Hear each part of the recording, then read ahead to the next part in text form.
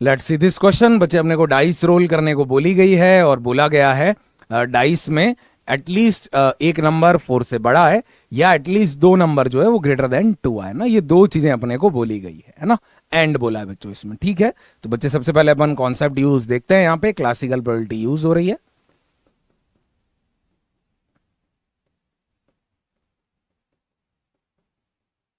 अब हमें जो निकालना है बच्चे, सबसे पहले अपन यहां पे देखते हैं। इस चीज को कॉम्प्लीमेंट्री प्रोबेबिलिटी से करना थोड़ा आसान रहेगा। तो अपन पहले इवेंट ए लिख देते हैं बच्चे। ए इवेंट क्या है? At least one is greater than 4। At least one is greater than 4। Event B क्या है? एटलीस्ट 2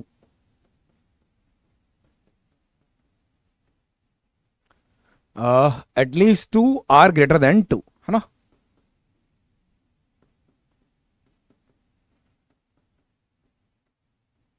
तो बच्चों यहां पे अगर आप देखोगे तो हम क्या निकालते हैं? Probability of A and B अपने को निकालना है ना। दोनों चीजें हो रही है, एंड बोला है तो इंटरसेक्शन ले लेते हैं। ये भी चाहिए, ये भी चाहिए। तो बच्चे अपन इसे कैसे निकालेंगे? टोटल में से इसका कॉम्प्लीमेंट माइनस कर लेते हैं।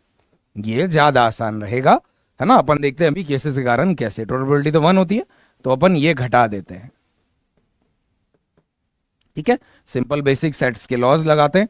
ये हो जाएगा 1 माइनस, अगर आपको इसका फॉर्मूला पता हो, P A dash plus P B dash minus, ये हो जाएगा बच्चों यार P A dash intersection B dash, है ना।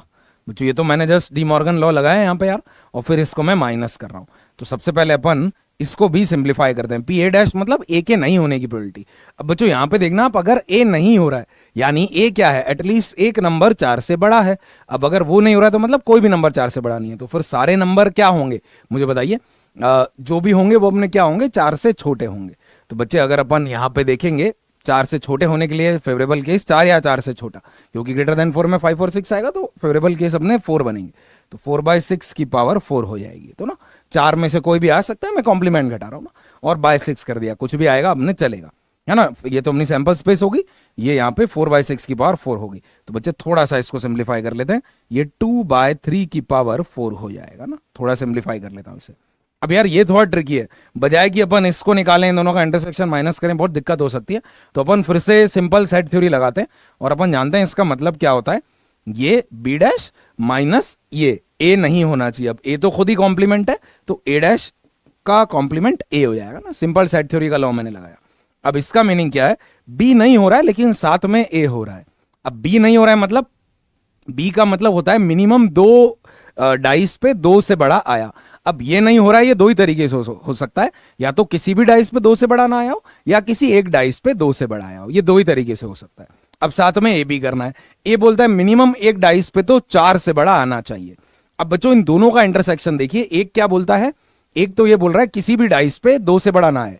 तो या तो 0 बार 2 से बड़ा आ सकता है, या एक बार, या तो एक भी बार 2 से बड़ा नहीं आया, या एक बार आया। इसके साथ साथ मुझे मिनिमम एक डाइस पे 4 से बड़ा चाहिए। तो अगर मैं ये लेता हूं किसी भी डाइस पे 2 से बड़ा नहीं आया, तो फिर उसके साथ ये हो ही नहीं पाएगा। अगर 2 से बड़ा नहीं आया तो 4 से बड़ा कहां से आएगा? एक ही केस पॉसिबल है, ये वाला, जब किसी एक डाइस पे 2 से बड़ा आया हो और वो 2 से बड़ा एक्चुअल में 4 से बड़ा भी हो। तो उस केस में फेवरेबल केस क्या होंगे अपने?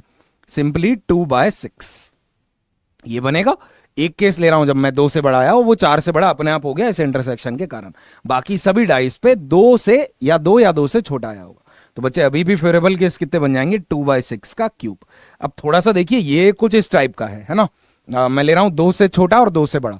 2 से छोटे को पी मान लीजिए, 2 से बड़े को क्यू मान लीजिए। तो ये पी और जो क्यू है ना, अपन ऐसे ले लेते हैं।